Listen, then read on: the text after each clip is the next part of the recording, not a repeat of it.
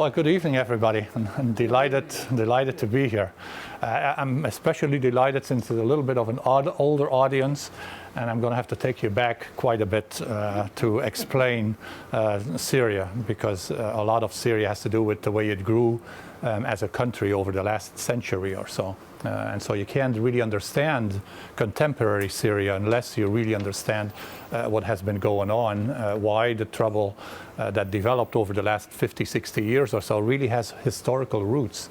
You know, we're lucky, as you can see. This is a picture, and they're waving the flags for Mr. Bashar al-Assad, who's the young guy, you know, the present ruler.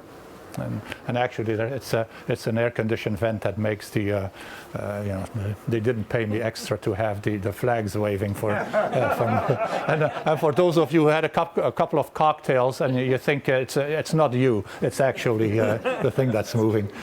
And this was the father, of course. Sorry for the picture; it's not that great. This was the old Bashar. Sorry, the old father. This is Bashar. This was his father. And al-Assad, very strategically in Arabic, actually means the lion. You know, it's a name he gave to himself, to the family. You know, to kind of project masculinity, which is very, very important, of course, in Arab politics. You know, the chauvinism and masculinity is a highly priced commodity. All right, so let me move forward a little bit. And the talk today is about solving Libya, and there's a question mark to it, you know, the impossible mission. And if you want kind of the quick preview, the answer is to the question, yes, it is an impossible mission. You cannot still, I will, toward the end of my talk, come back to what I see as kind of, you know, the future of the country.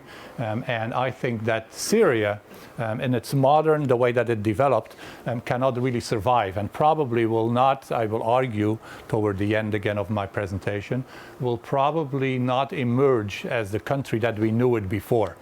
It will probably be broken up, belong to different countries, etc., etc. I'll spin out some of the scenarios of what is possible there. And here is, of course, it's still waving. Wow, how wonderful! Yeah. Here's the flag of Syria. For those of you who know a little bit about flags in the Middle East, they're all basically all the same, except for Saudi Arabia and so on. They all have the same colors because they all have a symbolic meaning in Arab. There originally used to be 3 stars on the flag of Syria. Because, as I'll tell you in a minute, Syria, the modern state of Syria, was originally a number of different states, and the three of them dominated, and hence it had 3 flags. And then when they consolidated the country, it became 2 flags. I'll have to convey a lot of very arcane information to you about Syria, so stay with me. It's you know, hopefully at the end of the talk, you know, you'll say, oh well, yeah, it all makes sense, or maybe it won't. You know, who knows? But we'll see how it goes. All right. So let me start off with, you know, kind of a word of not caution, but kind of reminding us, you know, as I kind of jocularly introduced Syria here, that this is truly one of the great tragedies of the 20th century. And if you consider here that Syria has roughly 18 million people, that more than 6 million of those have to flee their homes over the last 7-8 years, and another 5.6 million have fled abroad, it gives you a little bit of an idea of the kind of catastrophe that we're talking about in this country. 360,000 people dead so far, of which more than 100,000 have been civilians. Had absolutely nothing to do with the war. They just happened to be, you know, in the wrong place at the wrong time. Again, to give you a little bit of a background to the conflict that is going on. And as I mentioned to you, to understand Syria is a very, very difficult task. And it's a difficult task because there are a number of kind of interwoven factors. And I assume this presentation, Liz, will be available to people who want it. You post it somewhere. So, you know, you can always go back to it.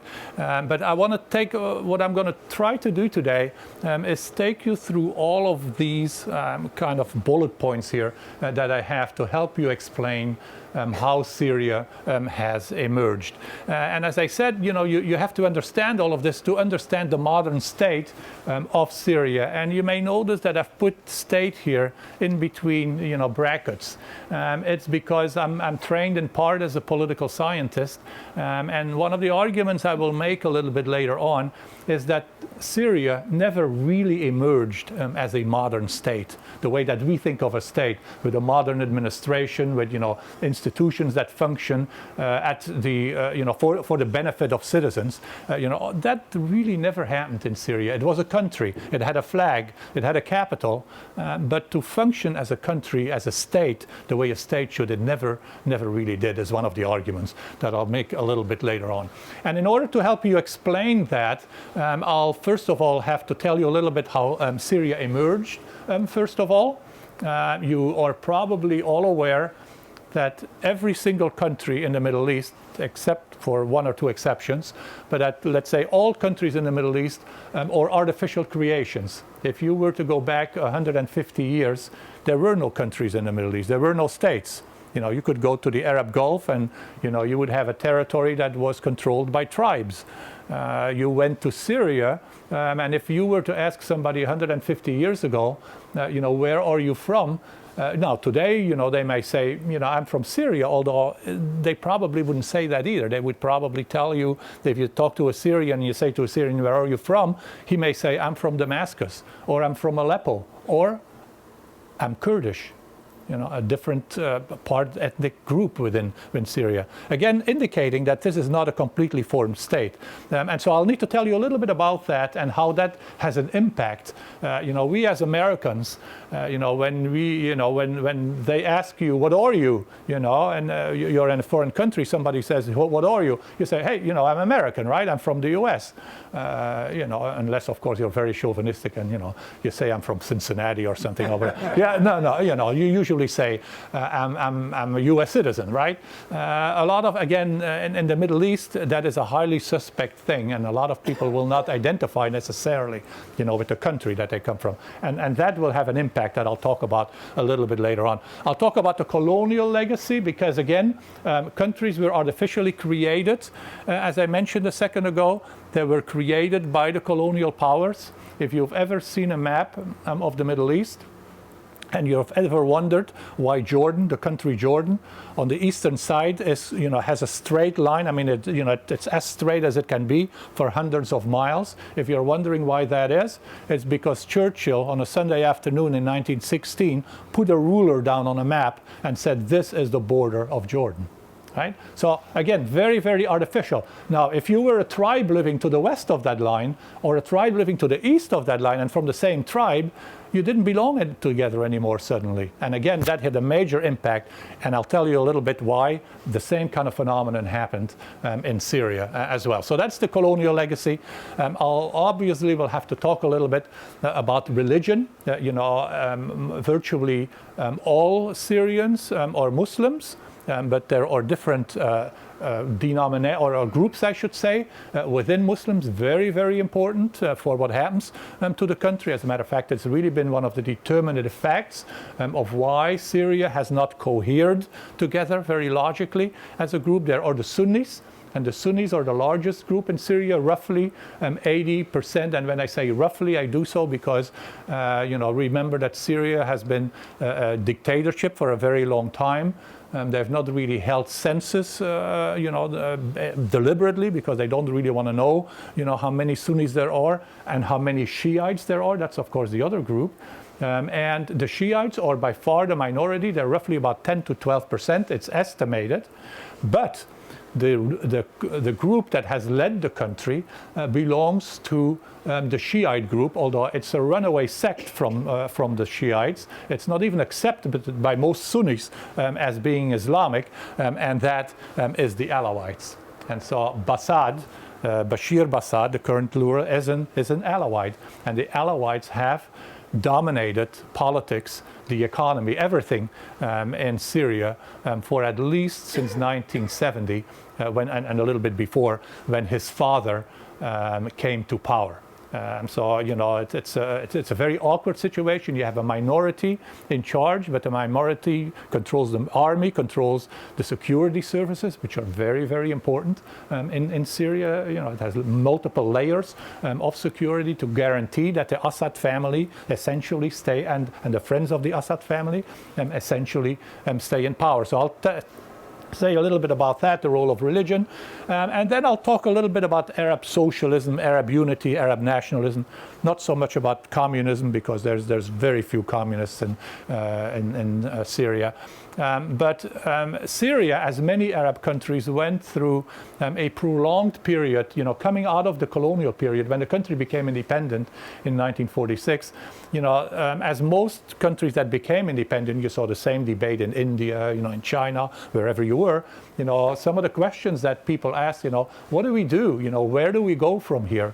What do we want our economy to look like? You know, now that the colonial masters were gone, how do we deal with this? How do we deal with all these different groups that we have? At that time, in the 1940s and the 1950s, there were a number of local Syrians, intellectuals, professors like me, who started thinking about these questions and developed their own ideology that became known as Arab nationalism or Arab socialism.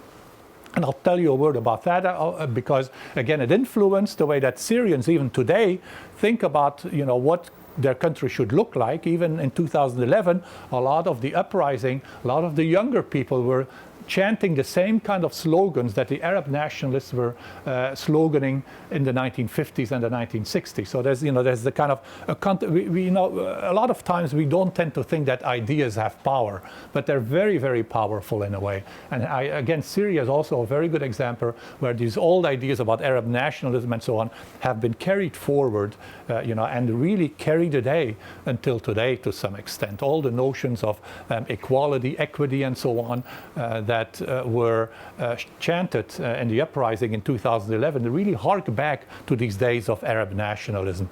And so I'll talk about that as well. A little bit about the economic development, because one of the things that has been a real problem in Libya is that this very tiny minority, the Alawites, have economically controlled the country as well and have used the resources of the country to kind of strategically divide and rule the country, you know, the way dictators normally tend to do. So I'll say a word about that as well.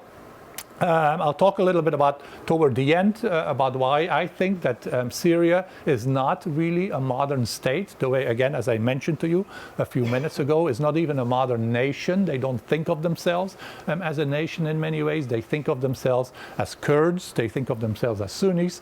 They may think of themselves as belonging to a certain province. But again, the concept of a united Syria is still very much kind of a suspect concept until today in Syria. And then, not so surprisingly, because we are talking about the Middle East, I'll have to talk about outside forces. As you know, most of the countries in the Middle East, for one reason or another, became pawns in the play between the superpowers after World War II, in particular, during the Cold War. And Syria escaped that a little bit because it didn't have any resources, really. You know, if you were a country, let's say, like Saudi Arabia or Libya, you know, that I've written about extensively, you know, you had to kind of lean one way or the other in the Cold War. You had no choice. You know, and the superpowers made that very clear. Syria was not in quite the same situation because it didn't really have money that, you know, and oil that either the Soviet Union or the United States were after. But nevertheless, we'll see in the 1970s, it did assume a little bit of a strategic importance, and then it leaned actually toward communism. It leaned toward the Soviet Union, but never became really a communist state, even though, as we'll see when I talk about the kind of the background, the ideological background, a lot of the ideas about communism infiltrated what I'll talk about in a minute, Arab socialism. And so I'll then finish, you know, with kind of saying, talking very, very briefly about 2011, you know, and the uprising that you're probably most familiar with, you know, the Arab Spring, and what happened during the Arab Spring. And why. Here we are, 8 years after the Arab Spring. I've just told you how many people have been killed. That 8 years later, in a sense, there really is still no solution in sight for Libya. Well, there is a solution, actually, and why, as I said, you can answer that question positively that I posed as the title to the talk, and that is that, in a sense, it looks as if the Assad regime, the Bashar al-Assad and the Alawites will win the civil war. And despite the fact that they have then been the major perpetrators of all the killings that have gone on, the torturing, which is legion all over Syria, a lot of, or at least a bunch of American journalists ended up in some of these torture jails and were killed eventually, etc., etc. It looks as if, in part because of the connections that the Syrians have to the international community, particularly to Russia, that eventually the civil war will die down, but the Assad government will very much remain in place. So again, it's and I apologize, it's a rather negative, very pessimistic appraisal of what is happening in Syria. So let me start off, first of all, taking you back a little bit in history.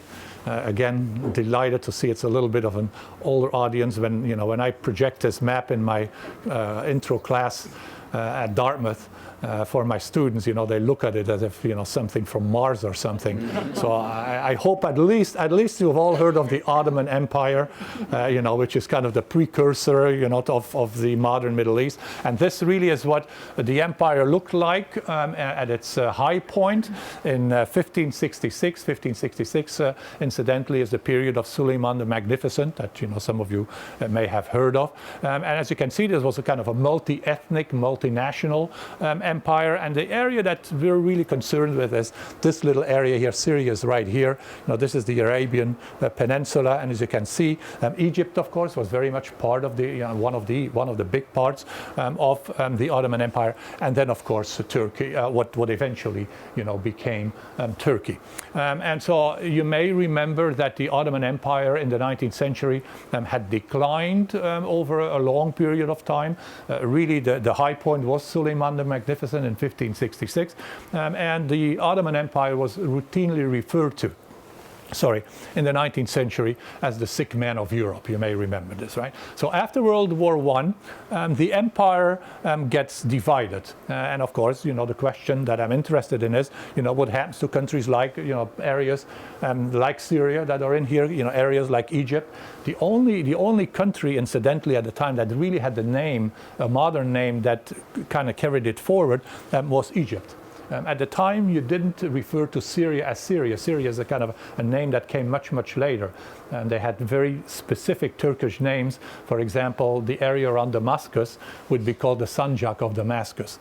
So again, the notion of a modern country did not really exist. And so after World War I, when the Ottoman Empire really collapsed, the Turks had been on the wrong side of the fence, so to speak, during World War I. The powers met, the great powers, that is, Great Britain, France, Russia, although Russia was a little bit on the sidelines. He had its own revolution in 1917, the United States, Great Britain, and they all met in Paris in 1919 and 1920 for something I'm sure you remember, the Paris Peace Conference. And at the Paris Peace Conference, the big question was, or one of the big questions was, what do we do with the remnants of the Ottoman Empire? And so I want to move forward a little bit. As all of this was taking place, as they were meeting in Paris, there actually had been a secret agreement. You remember, this is the period of colonialism. A lot of the agreements were secret. There was a secret agreement that had been signed in 1916 that actually had already divided up the area among several allies, particularly the French and the British. And the agreement was known as the Sykes-Picot Agreement of 1916. You've probably heard it because when ISIS invaded about 8 years ago in Syria, they brought up the Sykes-Picot Agreement and argued they would destroy the remnants of whatever was left of the Sykes-Picot Agreement. But more important for our purposes here tonight is that you can see what is happening. These areas were all assigned to different countries. The area that you're looking at here, where Syria is, and the dark blue, was assigned to France. And then Britain, of course, got Iraq, and went all the way into the Gulf. Great Britain was very interested in the Gulf because Great Britain, you may remember, was already switching from coal-fired ships to oil ships, oil-driven ships, and so they needed oil and they also needed Aden in what is today Yemen, because they needed as a depot for their harbor. And anyway, so this was how the region had been secretly divided even before the peace conference of 1920. What this hints at, of course, is that the colonial powers, France and Britain, already were determined to divide the area according to their own wishes, irrespective of what that 1920 peace conference decided. And you may also remember that in part the war against Turkey and the remnant, kind of the rump of the Ottoman Empire in the Middle East had been won by Great Britain and by France, in part with the help of the Arabs. You may remember, you all seen Lawrence of Arabia, right? The British guy who helps the local tribes to, rebel against the Turks. All of this. So there had been all kinds of agreements, very famous agreements that I won't bore you with, about after the war was done, that the Arabs would get independence. That they would be able to create their own independent countries. And so at the Paris Peace Conference, there was one man, and you see him here in the middle, Faisal, of the Hashemite family, who indeed had been promised by Sharif Hussein, by the colonial office in London, that his territory would become, that the Arab lands would become independent. He went to the Paris Peace Conference. Anybody recognize anybody at all on this picture? Yeah, Lawrence of Arabia, of course, is standing right here, right? And so Lawrence was involved. Lawrence was very much on the side of the Arabs, wanted to give them independence. Anyway, so Faisal, you can see this is it's a really, really sad picture. This picture was just taken after he had been told, essentially, that the victorious Allies would not give him independence for his countries. He walked down the steps and they took the picture. Very, very, very sad. But I wanted to show you the next picture as well, and that is of Faisal again.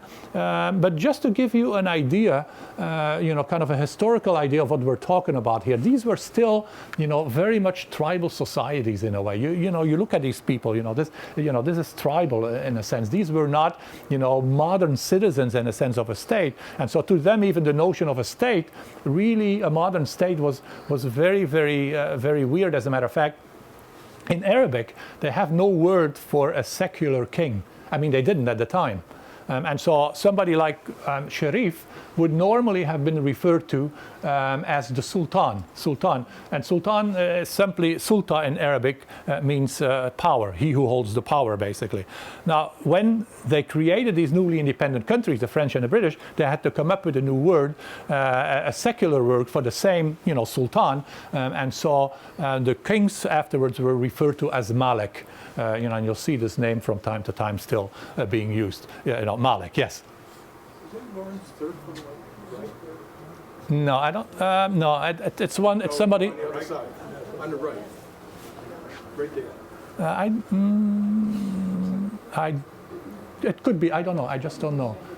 It's a good question. It certainly looks like a Westerner, doesn't it? I mean, this guy I know. He was from the legation in Iraq at the time. Had been transferred for the conference. It could be Lawrence. Although this is really minutiae. I doubt it because of the headgear. Lawrence would not have worn that headgear. If you look back at the other picture, you see the headgear. This is more the Transjordan headgear that he would have worn. Anyway, real detail for specialists here, right? So anyway, the conference is done, and the Arabs, of course, are very disillusioned. They don't get their territory. Syria becomes part of France, so to speak, a French territory, and all of this, to kind of emphasize the hypocrisy a little bit, was at the time, of course, when our very president, Woodrow Wilson, was arguing for the creation of the League of Nations that would give these countries their independence, to do away with all these secret agreements, of which the Sykes-Picot had been a very good example. You may remember that part of the 14 points that Woodrow Wilson enunciated was, and I've put it here, open covenants openly arrived at. In other words, let's do away with this secret diplomacy, that the British and the French have been doing for so long, of which Sykes-Picot and what happened at the Paris Peace Conference was a very good example. Unfortunately, as you know, Wilson didn't carry the day. He couldn't even get the League of Nations approved by the US Congress. We went kind of into isolation in the interwar period. And so, in a sense, the Syrians were by themselves. And they were under French tutelage. And so until World War II, and I'll try to kind of summarize this very briefly, but until World War II, Syria remained a French mandate. Roughly, they gave them a little bit of independence, but the man who they had appointed as king of Syria, the man whose picture you just saw, Faisal, was removed after 1923, after a famous battle that was really an uprising in part against the French, and to punish him, they pushed him out as king. He fled, or he went, I should say, to the only territory that was available at the time still, that didn't really have a king. He went to Transjordan, where the current king is, of course, the great-grandson of Hussein. That's the Hashemite line. So again, all done kind of through the auspices of the British and the French. And I should also say, I'll show that a little bit later on, when Syria was originally created, it included what today we call Lebanon. The country Lebanon is now, of course, an independent country, but it didn't become independent until actually quite a bit later. And it was originally part of Syria. And so you may also remember that Assad the elder at one point made a big point when they invaded Lebanon during the Civil War in the 1970s. He said that Lebanon was part of Greater Syria. And so that therefore there were the legitimate army inside Lebanon. Of course, there was really nothing to it. All the international agreements had already been signed. But it's not until 2008, to give you kind of a sense of how important the history is to this region, it's not until 2008 that Syria actually recognizes the independence of Lebanon. Right? And I'll come back to that a little bit later on. So what France did in the period until World War II, from the time they got it assigned it as a mandate, Syria assigned as a mandate until World War II, was really a very classic divide and rule policy. You play off one group against the other. And the way you did that in Syria is by playing off this minority, the Alawites, against the rest of the country. You gave the Alawites certain privileges, that made them important, that started to make them able to dominate the country, in a sense, at the expense of other groups that the French were afraid of could eventually rise up against them. So again, it's called a very classic divide and rule policy. And as a result of that, the group that came to dominate Syrian politics, the Alawites, find their origin going all the way back to what the French did in the interwar period. So again, history here is very, very important to understand why what has happened in Syria has happened, but also when we speculate a little bit later on about the future, why you will understand it's so difficult to consider of any solution, because a lot of these political systems are so ingrained, in a sense, so barnacled with all this history, that it's very, very difficult to really reform them. And again, I'll come back to that a little bit later on. And so here was the Syrian Mandate. Then very quickly, as I said, it consisted of a number of different states. The state of Damascus, state of Aleppo, the big, the two big heavyweight cities in Aleppo. Anybody ever been in Aleppo by any chance? Yeah, beautiful, just an absolutely, amazing place. One of the heads of the caliphates at one point, totally destroyed almost at this point because of the bombing. As much of Syria is, incidentally. State of Damascus, and then you can see here Greater Lebanon, what became Lebanon, eventually the state of Lebanon, the country of Lebanon. Oops. And then I'll talk about this a little bit later on, but it shows you already what I need to talk to you about in somewhat greater detail. The different groups, you see here the Jabal al-Druze, right? And the Druze are a very different group within Islam. They are also considered heretics by most Islamists, by most Muslims, but nevertheless a very, very powerful group in Syria, and particularly also in Lebanon, and there's lots of affinity between the two groups in Syria and in Lebanon. And you can see here this purple part, and it says very clearly the Alawite state. This was the area that the Alawites, who eventually assumed control, that remain in control until today, this is where they came from. This was their territory, in a sense, right? So it gives you a very good idea of kind of the geographical dispersal of these groups during the time of the Mandate. I'll show you a map toward the end.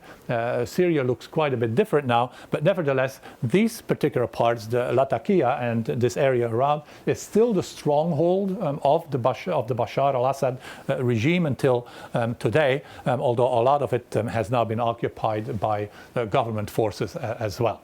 So that's kind of a very, very quick overview. And again, here I wanted to show you very quickly the areas, the Alawites, the minority, the Sunni, and the Kurd. And again, if you kind of keep this mind in this map in your mind a little bit, toward the end, when I show you another map, you'll see how this has really changed quite dramatically. But again, the only thing that hasn't changed is really the area around Latakia. Yes? Were there other Shia sects in Syria?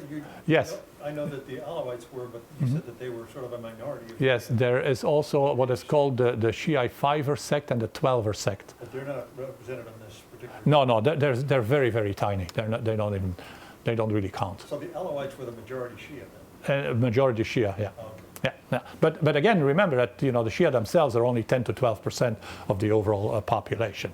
All right, so that's kind of the map, with the different. And so let me move on and then very quickly kind of encapsulate, if I could, what happened after the war, and again to give you an update kind of on the historical development here. And if I could kind of encapsulate this myself in a few words rather than take you through all of this, what you really saw in Syria between 1948 and let's say here 1963 is a period of intense political instability. Again, the country is trying to look, how it's going to constitute itself. It doesn't really have a lot of state institutions to deal with. These different groups are all vying for different kind of powers. How the country, how the offices of the country, etc., will be split up. And it's really within this, of course, that the Cold War takes place. And as I said, the Cold War didn't really affect Syria too much, overly much, in part again because it had no resources, but nevertheless, the Soviets were able to convince the Syrians that it might be in their interest to kind of lean, toward the Soviet Union. And at one point, there is one deep harbor off the coast of Syria that is of particular interest to any superpower, and the Soviets managed to gain a lease on that harbor for a while. But this was not really terribly important. The United States didn't overly worry at the time yet about Syria, in part because overall it was relatively unimportant, but it was highly, highly unstable. It attempted unification with Egypt in 1958, and I'll come back to that in a minute because that brings us to an even much more important person than Bashar al-Assad in the region. And so essentially instability. And I want to say a word now about kind of, if overall there was a lot of instability driven by all the factors that I've mentioned, a lot of the instability was also driven by the fact that this was, as I hinted at a few minutes ago, this was really a period in the Middle East where there was an enormous amount of political upheaval that was sparked in part because people were trying to find a kind of direction for the country. And so, there were a number of models that you could think of. You could pursue capitalism, of course, or you could pursue communism. under the Soviet Union. But most Arab countries were not enamored either of capitalism or of communism too much. And they kind of developed in a native sense, much like they did in Cuba with Guevara and so on. They developed their own kind of philosophy. A very, very, very powerful native philosophy that influenced and continues to influence today, how people in Syria think about what the future of the country could be. And it became known here, as I put it, Arab nationalism, sometimes all called Arab socialism. And it was led by two men that to you perhaps don't mean much, but certainly for an academic like myself and somebody who's interested in kind of ideas and the impact of ideas on history. The first one was Michel Aflaq, and the second one was Salah ad-Din al-Bitar. And to go back very quickly to Michel Aflaq, very interestingly enough, something that happens in virtually all colonial situations, you'll notice that his first name is Michel, is a Catholic name, is a Christian name, and very interestingly enough, what happened in every colonial country, a lot of the intellectual elite was trained in local schools run by either the French or the British, and so, Aflaq really comes out of, and most of the Arab nationalists actually come out of French schools in this case. They all studied, Aflaq studied in Paris, then went back to Damascus, etc., etc. Kind of a very interesting development. And of course, a lot of the ideas that they developed about socialism and so on really found their origin in Western European thinking, going all the way back to Karl Marx. And so both Aflaq and Salah ad-Din al-Bitar were kind of the most important. There were a number of other ones, but the most important ones in Syria. And of course, the reason in a sense that they became important is, first of all, because they had kind of a native standing. They were seen as intellectuals within their society and respected for that within their societies. But they also had a really, really powerful protector in the Arab world that also believed in those very same ideas of Arab nationalism and Arab socialism. And that, of course, was Gamal Abdel Nasser, right? And Gamal Abdel Nasser, became this kind of superhero, for most Arabs. Wrote this wonderful little booklet. If you ever find yourself lost for something to read Nasser's little booklet. It's called Philosophy of the Revolution, in which he kind of, laid out what his political program was and why. Here was the big question, why is it that the Arabs, who had this magnificent civilization, 500-600 years ago, think to the Alhambra, think to cities like Damascus, like Aleppo, a brilliant civilization, particularly under Suleiman the Magnificent, etc., etc. Why is it that civilization kind of crumbled? Why did the Arabs find themselves in this kind of sorry state that Syria, for example, being a mandate from some European country, not even being able to run its own affairs. And so what Aflaq and Bitar were trying to do, and certainly Nasser in that little booklet, was try to instill in the Arabs a sense of pride, to really build up their countries again, to really create unity. And they saw particularly unity among Arabs as very, very important. And hence why Nasser created all these unions with the United Arab Emirates, etc., all to try to kind of, strengthen the position of the Arabs in the world. By the way, this is something that continues until today, right? I mean, if you ever read anything about ISIS and the contemporary radical Islamist movements, they say exactly the same thing, right? They're trying to kind of unify Muslims, and they're trying to kind of bring them back, to that point that they were 5-6 centuries ago when the caliphate existed, right? So it's, again, there's really a continuum here, that goes all the way back several centuries. And so there, of course, Nasser was the big man in all of this, inspired not only Bitar and Salah ad-Din, but also inspired, of course, somebody that I've talked to you about here before, Gaddafi in Libya, and others, people who really kind of shared this idea about the greatness of the Arab nation that should come back again after having been lost for so long. of course, you know, in a sense, the man who then came to dominate and coming out of this Arab socialist period was the first real president, so to speak, of Syria, Hafez al-Assad. And, you know, you're all of the right age to, of course, to have known Hafez al-Assad very well when he was president. Emerged as, very interestingly enough, also, you know, a lot of times people ask me, why is it that in the Middle East, or it's not just the Middle East, why is it that all over the world, actually, you know, military regimes seem to be the ones, you know, that take power and are able to, you know, or push their countries forward? Not always very well, but the reason for that is, of course, is that kind of as a deliberate policy during the colonial period, the colonial powers made sure that, you know, that people could not affiliate themselves in groups. You couldn't have labor unions, for example, because they were scared, you know, that they were going to stand up against the French, which eventually, of course, happened anyway in Tunisia, Algeria, and so on. But the only group that really developed a kind of technical expertise and solidarity among themselves to really become a powerful pressure group was the military in the Middle East. And hence why in many Arab countries you find that the military, you know, really led these coups that, you know, that eventually then led to independence, or, you know, or after independence. And so here was Hafez al-Assad climbed up through the ranks again. Remember, he is an Alawite, you know, so in principle, even though the Alawites were, you know, protected or a privileged minority, in principle, he shouldn't really have risen so far, but he was a very ruthless man, you know, read the tea leaves very well within the Syrian army, was appointed Minister of Defense, and then in a slide I'll show in a minute, you know, became president, appointed himself president, another coup. I think Syria, if you look at the period from 1946 to 1970, when the last major coup occurred, I think Syria had something like 17 military coups.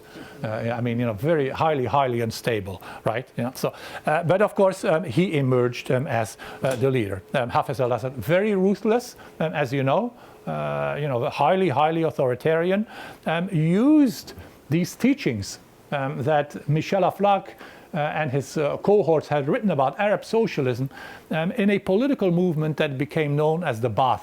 And you probably all heard about the Ba'ath party in Syria and then in Iraq. Ba'ath in Arabic means Renaissance. You know, again, to go back to the ideas, of course, you know, that they want the Arab nation to be reborn, in a sense, that they want there to be a renaissance, hence the Ba'ath party. And this Ba'ath party, which of course persists until today, was really the party that Bashar and Hafez, his father, used to keep themselves in power and to run Syria with an iron fist, again, literally until today. And so here's very quickly then his career, if you wanted to. The Ba'ath emerges in Syria in 1963, and 1970 is really, you know, when Hafez al-Assad comes to power, when he assumes power, so to speak, where the Ba'ath party now becomes the ideological party, much like the Communist Party in the Soviet Union. You couldn't have any other alternative parties. I mean, you could for propaganda purposes, but they couldn't really mean anything at all. And at the same time, as soon as he came to power, he created a new constitution, you know, to make sure that he could stay in power for a long time. There was a kind of a little strange thing to it. One of the stipulations that al-Assad had in that constitution, that anybody who wanted to become president of Syria had to be at least 40 years old. And lo and behold, when he dies, his son is only 34.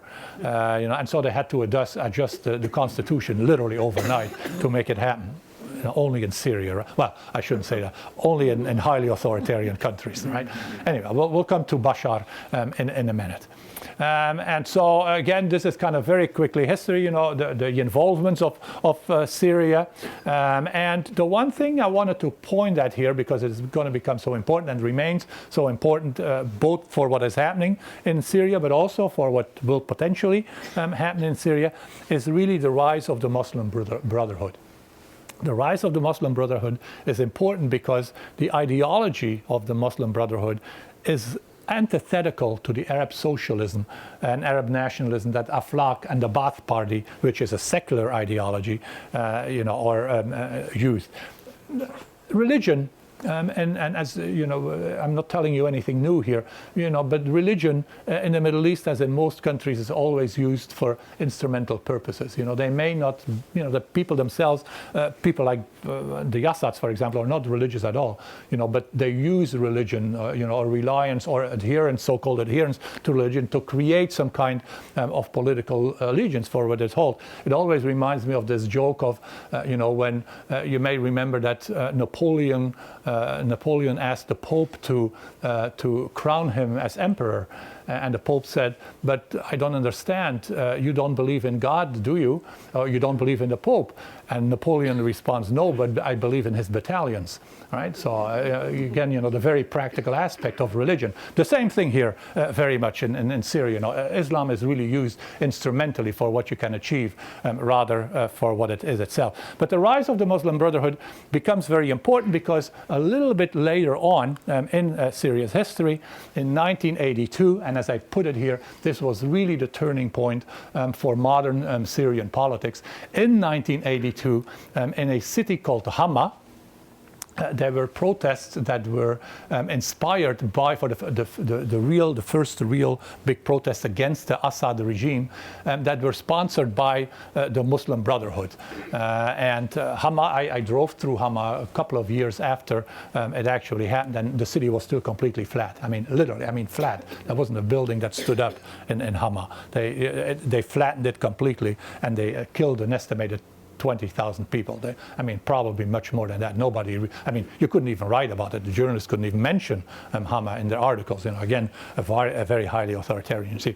But it really is the turning point for the regime, because even though it's a very violent put down of that phenomenon, you know, it also marks the beginning of people starting to question, particularly the role that the Alawites are playing in Syrian politics, and the use of religion for the purposes of the Alawites, which again, you know, were seen as a breakaway sect of Shia Islam.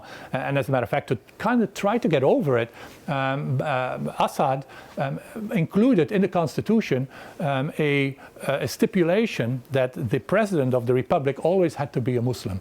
You know, because there are Christians after all also, and that was incredibly controversial and sparked, you know, in part the unrest that led to 1982.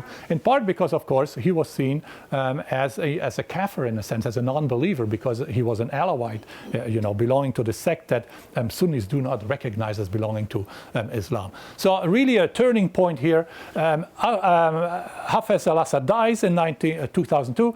Is succeeded, of course, by Assad. As I told you, they had to stay, you know, change the constitution overnight, and then, you know, is elected as president. You know, typical, of course, you know, reminds you of the Soviet Union, right? You know, elected with 97.29% of the vote. I think whatever the 2% were lost in the wind or something. You know, they just didn't count them. Again, you know, gives you a very good idea what's going on, right? You're talking about a dictatorship here, but a dictatorship that, you know, by known is known for its cruelty, essentially, worldwide. And then, you know, the kind of things proceed after 2000, and here is, of course, the young man, Bashar al-Assad. Very interestingly enough, Bashar was trained in the West as an ophthalmologist, and when was called back, you know, and to you know, take over from his father, and the expectation was when he took, you know, because he had this Western education and so on, the expectation was that that in Syria we would see kind of an early dawning of, you know, of the Arab Spring, so to speak. You know, that he would bring all kinds of reforms to the country. And you know, he started off actually quite well. He made all the kind of right noises initially, and he had this, what was called the Damascus Spring debate of July 2000, you know, where they debated democracy, you know, and input from the people and reforming the economy. I mean, you know, just, you know, let 100 flowers, you know, according, you know, the old Mao saying, bloom here. And so everybody thought, oh, wow, you know, this kind of rusted down political system, you know, the old Assad is gone, you know, Syria is going to become kind of a responsible player within the region, you know, hallelujah, right? And then, of course, literally within a few months, by the end of August 2001, about a year later or so, all of the intellectuals that had been part, all the journalists that had been part of this Damascus Spring had been incarcerated or had been forced to leave the country. So, it was back to business as usual, run by the Alawites, essentially. But it's really, again, together with Hama, a kind of a turning point. Once you've seen Paris, how you know the expression. People, you raise these kinds of expectations. I guess, as I said earlier, ideas are important in many ways, and so the idea that there is some kind of liberalization necessary becomes kind of a guiding idea that infiltrates the debate in Syria. Very, very quiet, of course, because you cannot say it publicly, but certainly that you start to see outside Libya in some of the outside Syria in some of the papers, the newspapers, the magazines and so on that are being published by expats that have left the country. So again, also very important for what happened, and this is kind of married in a sense to something we had not really seen either before, and that is unrest among some of the ethnic minorities in Syria. And of course the one in particular that I'm referring to are the Kurds. You may remember, or for those of you who are not familiar, the Kurds are a very distinct ethnic group that are spread over 5 different countries, including Iran, Turkey, etc., etc. And so it's really at this point that the Kurds also start formulating their own kind of political platforms, and the Kurds, of course, once 2011 comes, will weigh in, will start fighting against the regime. The civil war then itself, that started in 2011, started after the arrest of 15 school children in a town called Deraa in Syria. A particularly ugly episode in Syrian history because they found the bodies of the children afterwards. Some of them had signs of torture.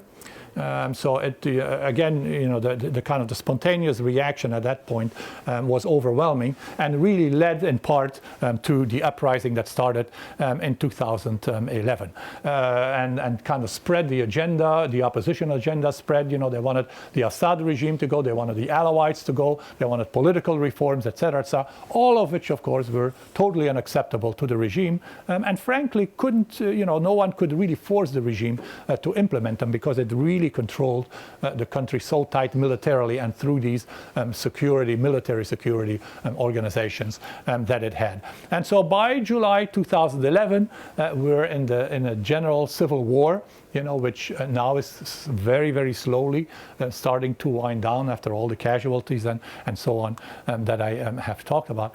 And perhaps not so surprisingly, as the chaos and the political vacuum that emerges during the civil war starts to spread, there are groups that are trying to take advantage of what is happening. And the one group that was looking for all these kinds of pockets where there was no real government power, Libya, for example, but also increasingly Syria, came into the country. The radical Islamists, what we usually refer to as ISIS or Al-Qaeda, or a combination of the both. And they will become part and parcel of this civil war. And they will draw in, not so surprisingly, particularly the United States, because we are concerned, we're not concerned about Syria necessarily. We're concerned about ISIS, and this kind of destabilization that these groups can bring to the region and beyond the region. And so this is why ISIS becomes important here. Again, a very, very dirty civil war, as you know. They have used chemical weapons on a number of occasions against their own civilians, particularly against the Kurds as well, much like Saddam Hussein did, previously. And effectively, as I said, by the time we get to 2019, today, effectively, I would argue a stalemate for the conflict. And I'll show you in a little bit the kind of who owns what, so to speak, at this point in Syria. But there, with very little, I will argue in a minute, kind of chances that this will ever really successfully be resolved.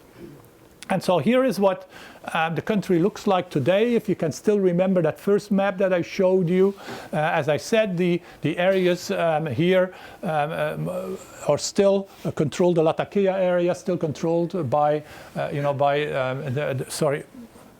Assad and his group, but then most of it has actually been reconquered. If you would have seen this map, let's say 2-3 years earlier, a lot of it would have been a lot more yellow rather than red, because the opposition forces, particularly the Kurds, at one point came almost up to Palmyra. So it shifted kind of back and forth. But so this is kind of where it is today. And as you can see, and particularly if you realize, that the red represents the government forces, in other words, those supportive of the Assad regime, you can see why, when I said, that it looks that if indeed the civil war kind of peters out, so to speak, that the Assad regime very likely will remain in power and remain the dominant political force in the country, because simply of the territory that they control. This, of course, is the yellow area where the Kurds are is very much a problem. It's a problem not only because of the Kurds themselves, but also because these Kurds are allied with their neighbor, Turkey. And Turkey is very worried about what's going to happen with the So I'm just telling you that because the next thing I'm going to tell you is, of course, that Syria is not just about a civil war. It's really also, it's a regional conflict. It brings in partners, different countries from the outside. I've just mentioned Turkey, for example. But I want to move forward a little bit, and I'll come back to this. These are kind of what I see as the background issues to the civil war. And the whole point of this slide is that, this is a conflict that, as I mentioned at the beginning, really goes back decades. This is nothing new. A lot of resentments were built up. The division of political offices, the domination of the economy by the Alawites, the torture that was taking place, the security state that was put in place, all of these kind of very, very gradually build up. And of course, the catalyst, was these 15 children. But all of this, all the background to this, you can readily see, goes much, much beyond 2011. Yes.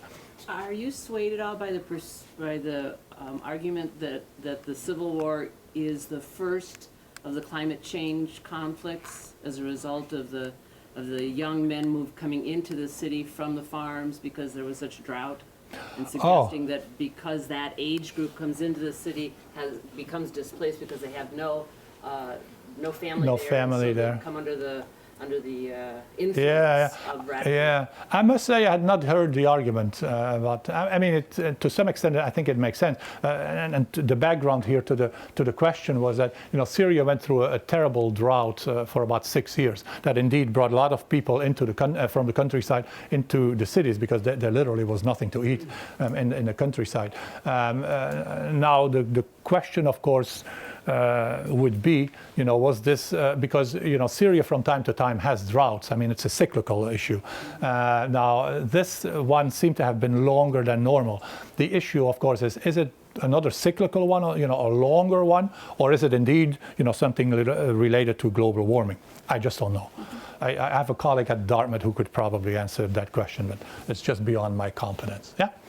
All right, so let me kind of, the final point here I wanted to make is, for the background of the civil war, is really what I call here also Syrian intellectualism. And that is that, to go back to Arab nationalism and, the power of ideas, that a lot of the ideas that were picked up, particularly by the younger generation, as they move, as you said, into the cities, as, and as the civil war takes place, a lot of these ideas really resonate with these old ideas of Arab nationalism, the ideas of equality, egalitarianism, et cetera, and we shouldn't forget, although of course a lot of them unfortunately have left, including some of the major poets of the country, that Syria really retains a very strong intellectual core. Always has been kind of one of the countries, together with Egypt, one of these countries that traditionally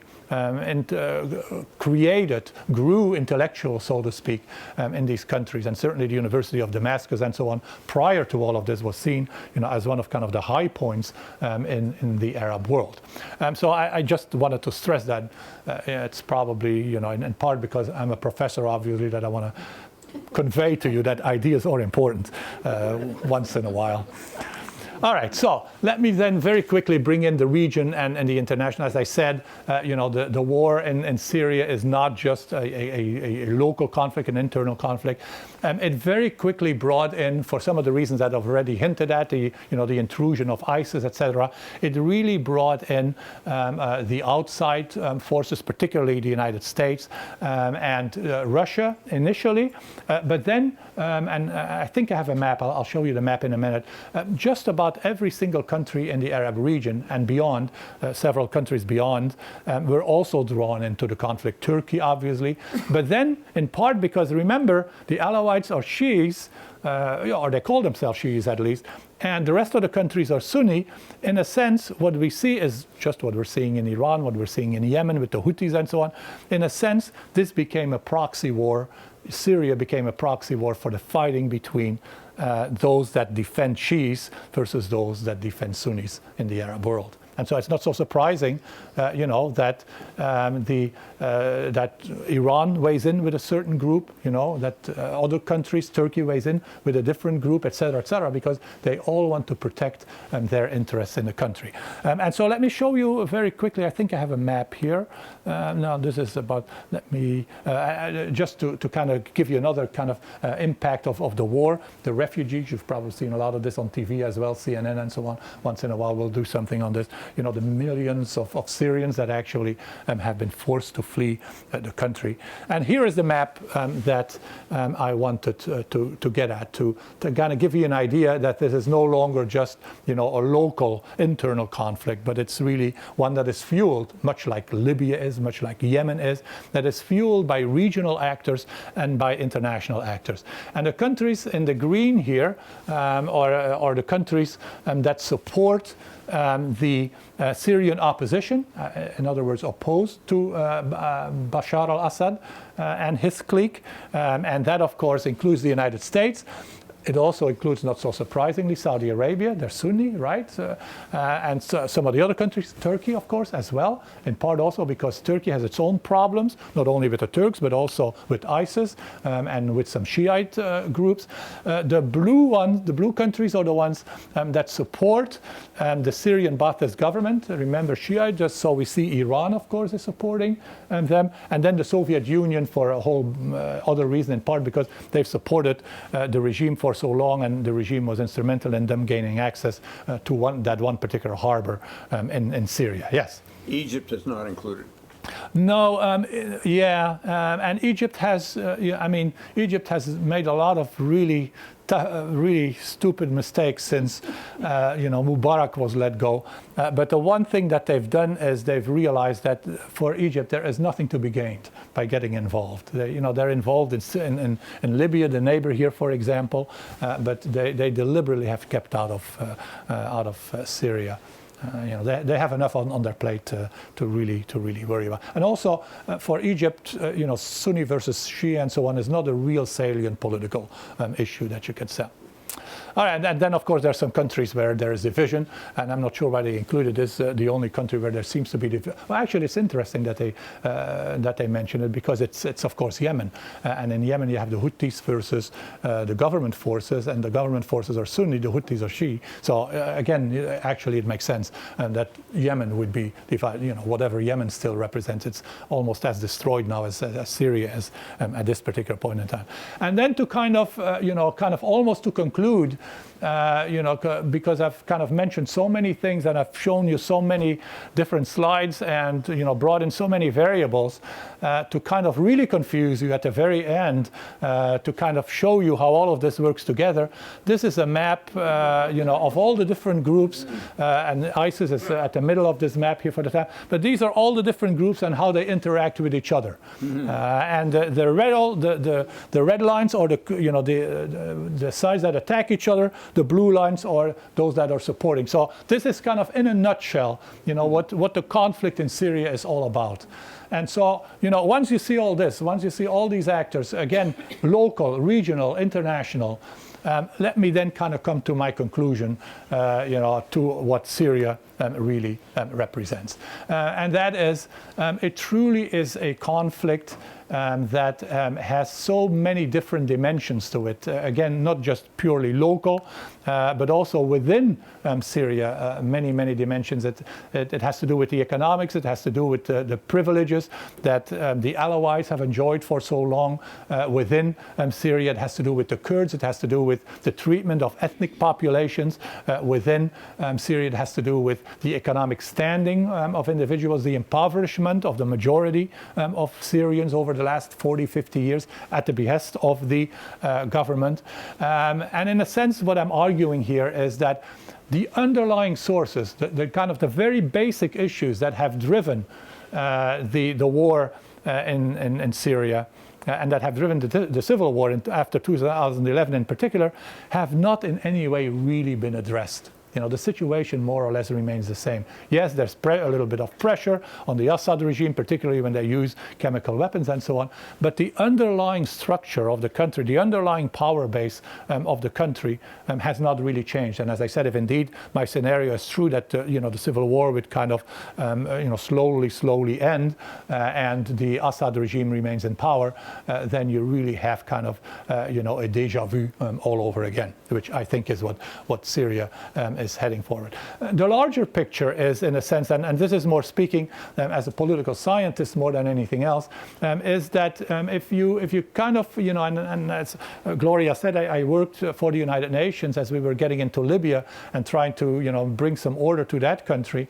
And what you always do in those kinds of situations is initially look for kind of elements that you can pick up on or pick on, that several groups share and that can kind of share, begin as building blocks, for an overall settlement.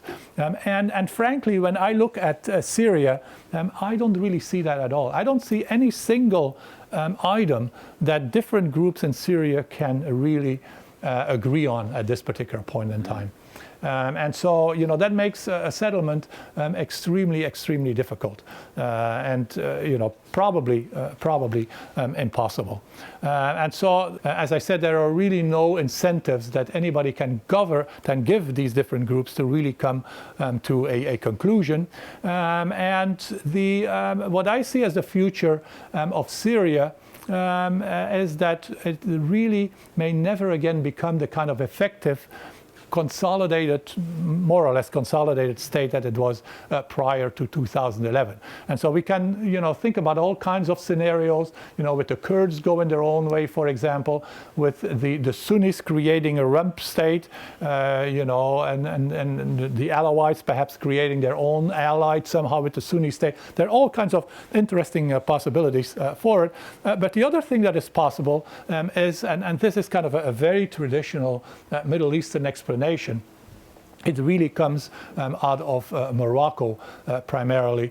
And in Morocco, for those of you who know a little bit about Morocco, traditionally in Morocco, he who was the Sultan, the ruler, didn't really worry too much about areas that were in dissonance, that didn't agree with his policies. They distinguished very carefully between two areas. One area over which they wanted to have control, and then everything was, didn't really matter. And then this distinction in Arab politics is called the Blad al-Mahsen. Blad al-Mahsen is where the government controls area, is effectively in control. And then the Blad al-Siba, which is the area of dissidence where the government, may not have power, but it doesn't really care. And it's a very famous theory that was developed by Ibn Khaldun in Arab politics. And my impression is that this is where Syria may very well be heading. That the government, that those in charge may be willing and very desperately may be willing to hold on to certain territories, the ones that you saw on the map, that they now control, but that other parts, like the Kurdish part and so on, they will simply kind of slough off. And so what that means is that you could have some kind of, at best, a kind of a confederated state where there is a national government, but where each region is autonomous. But even that is very optimistic. The more likely scenario is this kind of low-level civil war, that could literally go on for decades, essentially. So that's kind of what I'm afraid of is the outcome of Syria. And as I said, it's a pretty pessimistic way of looking at what has been one of the defining conflict of the of our last couple of decades or so. But nevertheless, kind of looking at this country within the region, of which I'm a specialist, I would argue that the future for Syria, unfortunately, does not look very rosy. So let me stop there, and thank you all for listening.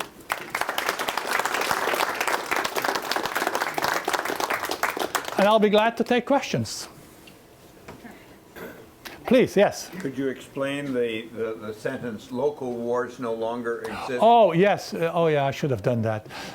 What I meant to say was that essentially what I said, that you can no longer think of conflicts that are taking place in the 21st century as purely internal conflicts. If you think of Syria, where so many different powers, all the Arab Gulf states, the Soviet Union, the United States, Turkey has an interest in, this is no longer about Syria. Right? This is, as I said, it's a proxy war. Well, think of all the other conflicts that we're having in the Middle East, for example. Think of Yemen. Yemen is no longer a Yemeni conflict. It's a conflict, again, of Iran as the Shiite state supporting the Houthis against Saudi Arabia and the United Arab Emirates, and the Soviet Union and the United States, Russia and the United States kind of weigh in, according to their own interests from time to time. So that's what I was trying to convey, that, the way politics is going in the 21st century is that local conflicts don't really exist anymore. They truly become almost automatically regional or global conflicts. Yeah, please, yes. Yes, the United States, what group are they backing and why? They're backing the opposition. But having said that, yeah, sorry, which opposition? The opposition to Bashar al-Assad. But it's a very good question, and I was going to elaborate a little bit on it. It's first of all, it's hard to disentangle the opposition, first of all, because there are so many opposition movements. I've kind of portrayed to you the opposition as kind of a unified group, which of course they're not. There's literally dozens and dozens of different groups in Syria in terms of opposition. But so we have periodically, particularly when Assad, bombs some villages with chemical weapons and so on, will get involved, and then that lasts for a few weeks. Let me be very clear, and one of my closest friends is the top person at the NSA dealing with this. We have no policy. We really don't have a consistent policy on Syria. We've just kind of been drifting back and forth, depending on what we think is in our interest. So that's kind of, I think, where that stands. And sorry, what was the other part of the question? Why are the United States there? Oh yeah, why we're there? Well, I mean, we're there in part because, this part of the Middle East, and we just want to make sure that our allies, the Saudis and so on, don't get too antagonized. I mean, we have lots of different interests. And so even though Syria may not be in our direct strategic interest, which it is not, in part it's cog of a much larger wheel, of our interests in the region as a whole. Sorry, the question was, could you recommend a book that kind of lays out, kind of what I've covered today? And yes, there is one book I can recommend by the friend I just mentioned. And what I'll do is I can pass it on to you or Liz or to Gloria, so the audience can get it. And he's written a very, very good book on Syria. And again, very interesting left, even though I consider him probably the most informed expert on the region. He spent 2 years in the country just before 2011. His impact has been very, very limited so far. His name is Andrew Gabler, Gabler. You'll probably, if you watch PBS regularly, whenever they have Syria on, Andrew is almost on every time. Yes, please. The question was, could I comment on kind of Israeli involvement, and particularly, of course, the Israeli involvement against Shiites, and why that is happening. And I should have said there was, I didn't mention it because my talk would be too long, but you know, the Syrians also tangled with Israel at one point during the 1973 war, etc., but never really became a big issue. The Syrians deliberately kind of stayed away from the Israeli issue. What the Israelis are much more worried about, you know, the big 800-pound gorilla on the block, so to speak, for the Israelis is of course Iran. You know, which they see as a lethal threat. You know, the argument they make is that you know, Iran will eventually develop a nuclear weapon that you know, and presumably the Israelis say, you know, could be used eventually against Israel. So that's in part why they have, you know, they have this very strong opposition to the Iranian regime. I think, you know, I mean, there's much more to it than that. They, of course, are very worried that Iran is supporting Hezbollah, which is Shiite, and Hezbollah is, of course, one of the major, what the State Department labels one of the major terrorist organizations that has been attacking Israel, and in a sense has become a dominant dominant military force in a sense, particularly in Lebanon last now, in southern Lebanon. The next great war in the Middle East, I can assure you, will be between Israel and the Hezbollah militants, you know, that are right across the border in Syria, in Lebanon, where they have fortified themselves, also including into Syria, fortified themselves. If you're interested in this, there's an absolutely marvelous article that was written for the New Yorker, I think it was, about 6 months ago or so, where a journalist actually went into the region and looked at the arsenal that Hezbollah has been able to assemble over the last couple of years or so, and remember that Israel went in at one point for 2 months in an invasion of southern Lebanon to get Hezbollah out, you know, which I think resulted in the death of 26 Israelis, if I remember at the time.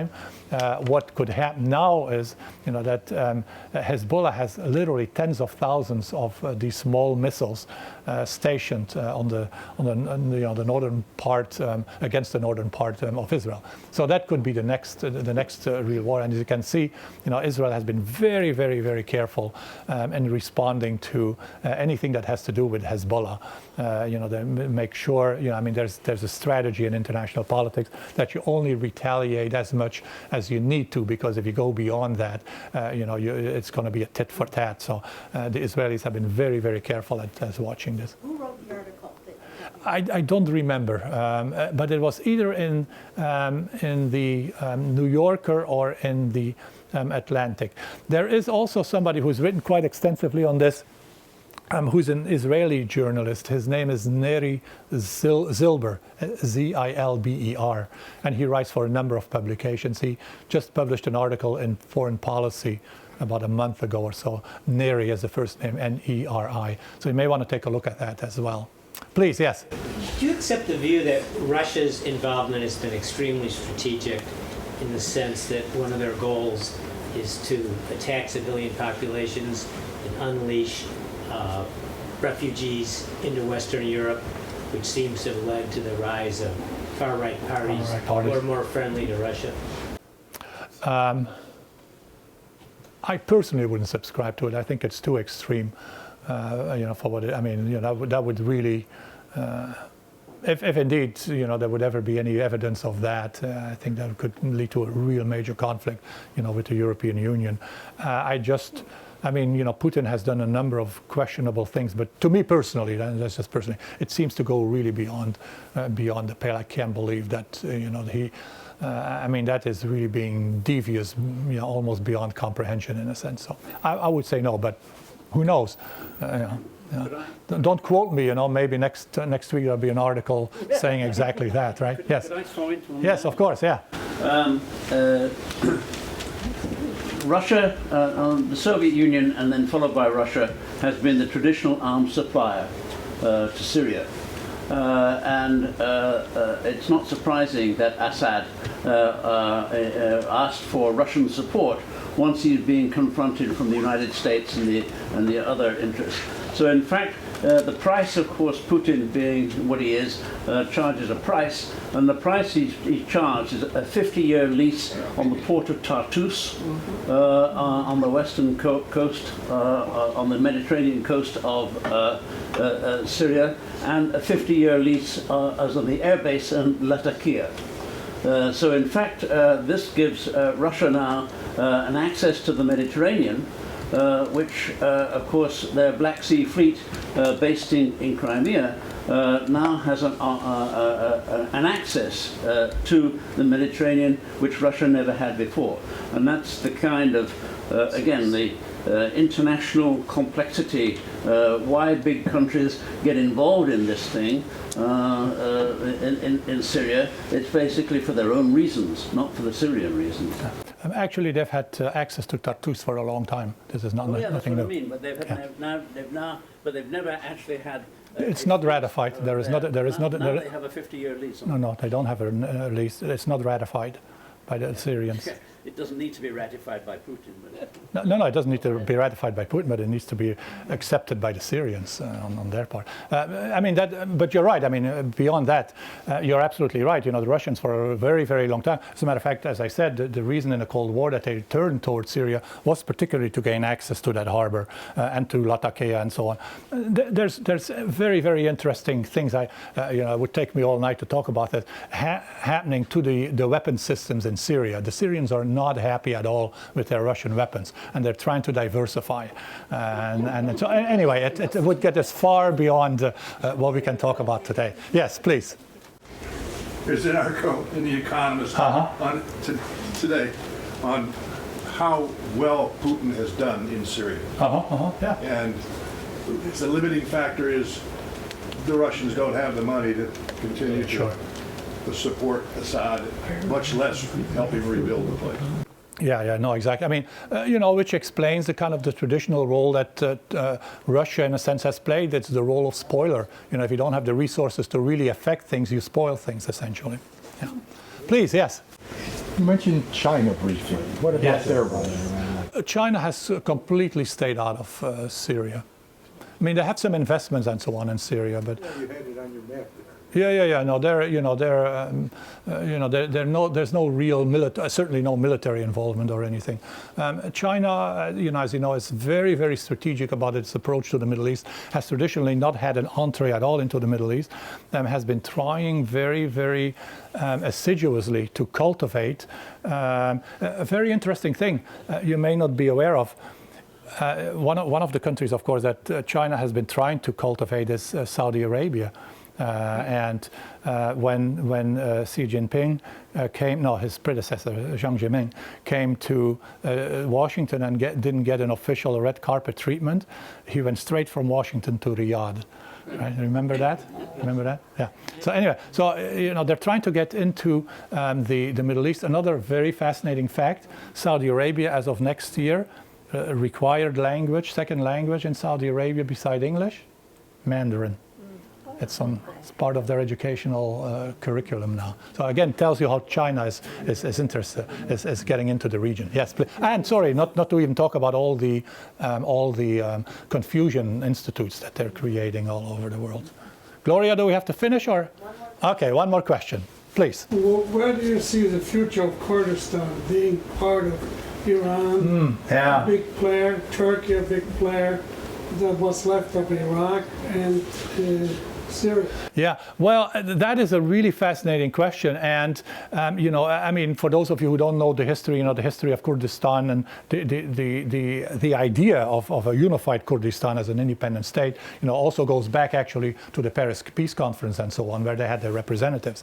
So they're divided over 5 countries. No country has really given them real political clout, so to speak. The Turks in particular have been very adamant that the political parties that the Kurds have represent terrorists and so on, the PPK, I mean, a long thing. Here's the key, I think. The only alliance that could really upset the apple cart, and the apple cart is essentially that things stay the way they are, is if there would be an alliance between the Turkish Kurds and those in Iraq. And that is not an impossibility, because the Kurds in Iraq are, for all practical purposes, and if I said this 2 years ago, it would have been 100% true, for all practical purposes independent. Exxon negotiates directly with the Kurds. They don't negotiate with the Iraqi government anymore, right? You know, and that would have been the situation 2 years ago. But it has slightly changed. The Kurds in Iraq are coming to an agreement with the central government. So they may be taking out of that equation, you know, that possible collaboration that I just talked a minute ago. So I think the most likely prospect is an autonomous Kurdistan in Iraq, a kind of lingering uncertainty about what's going to happen in Turkey. Although my hunch is that, particularly if Erdogan goes eventually, you know, that the whole Turkish issue may assume a lot more immediacy, and so they could probably also become an autonomous province or something within Turkey. In Syria, for all practical purposes, they are autonomous again, almost at this point. So we'll see these little pockets. If your question was, will they ever unify into a country? I think not. I think that's just too difficult. Gloria? Thank you very much. Yeah, sure.